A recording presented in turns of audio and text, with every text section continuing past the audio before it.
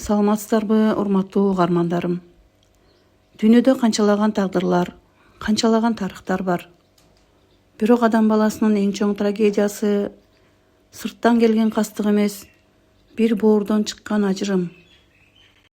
Мүлк, байлык жана дүнүйө үчүн бир туугандык мээримди унутуп, кас катары өмүр сүргөн бир үй бүлөнүн окуясын сиздердин назарыңыздарга сунуштайм. Айылдын эң көркөм жеринде жашыл бакчасы бар заңгыраган ата конуш жайгашкан эле. Ал үйдө Асан менен Үсөн аттуу эгиз бир туугандар чоңойгон. Атасы Касым карыя өмүр бою мээнет кылып, ошол үйдү курган. Көз жумаар алдында карыя эки уулун чакырып, бул үй биздин очогубуз, ата бабанын изи калган ыйык жайыбыз. Араңардан кыл өтпөсүн. Бул очокту өчүрбөгүлө жана үйдү эч качан сатпагыла деп керээс калтырган. Атасы өткөндөн кийин улуусу Асан айылда калып, ата конушту карап, чарбаны жүргүздү. Ал эми иниси Үсөн шаарга барып, билим алып, ишкердик кылууга өттү. Башында баары ынтымактуу болчу. Үсөн айылга тез келип, Асан инисин кучак жайып тосуп алчу. Жылдар өтүп, шаарда Үсөндүн жумушу кырсыкка учурап, карызга батты. Бир күнү ал жубайы шаар бүбү жана балдары менен айылга кайтып келди. Асан инисин кубаныч менен тосуп алып, үйдүн бир тарабына жайгаштырды. Бирок тынчтык көпкө созулган жок. Үсөндүн жубайы күн сайын күйөөсүнүн кулагына куя баштады. Сен да бул үйдүн ээсисиң. Шаарда банкка карызыбыз бар. Үйдү толугу менен сатып, акчасын тең бөлүшүшүбүз керек. Агаң сени куру кол калтырайын деп жатат. Өз укугуңду талап кыл.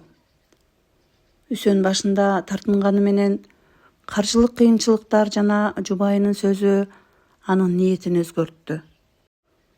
Ал бир күнү Асанга келип, үйдү сатууну же короону толугу менен бөлүп, ага тиешелүү үлүштү берүүнү талап кыла баштады. Асан инисинин сөзүн угуп, нес болуп калды. Үсөн, атабыздын керези кайда калды? Бул үйдө биздин балалыгыбыз, ата-энебиздин изи бар. Сага акча керек болсо, мен иштеп берейин. Бирок ата конушту сатпайбыз деди. Бирок ортого түшкөн ачкөздүк менен түшүнбөстүк чоң өрткө айланды. Аялдардын ушак айыңы, эки бир туугандын намысы ортого түштү. Ар бир өткөн күн кыйкырык жана каргыш менен коштолуп жатты. Ортодогу бир боордук сүйүү жоголуп, анын ордуна жек көрүү ээледи. Ошентип араздашуу аягында сот залына жетти. Мелдешип бири-биринин бетине мурдайтылбаган ачуу сөздөрдү ыргытышты. Сот үйдү жана короону ортодон тең бөлүп берүү чечимин чыгарды. Соттон кийин Үсөн короонун дал ортосунан бийик кыштыбал уруп салды. Мурда бир короодо чуркап чоңойгон бир туугандар эми бири-биринин бетин көрбөй калышты. Бирөө ооруп калса, экинчиси баш багып койгон жок. Майрамдарда же айт күндөрү ортодогу балаларды бөлүп турду. Балдары да бири-бири менен аралашууга тыюу салынды.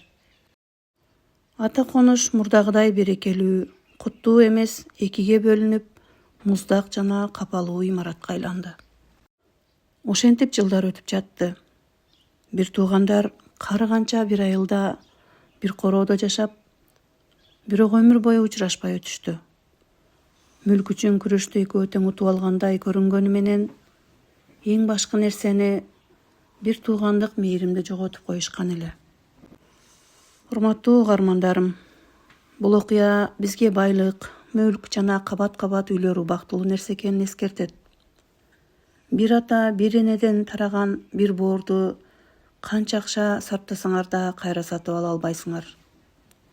Ар бир үйдө мүлк талаш эмес, ынтымак, сый-урмат жана бир туугандык мээрим өкүм сүрсүн. Аман эсен болуңуздар. Кийинки таасирдүү барактарда көрүшкөнчө.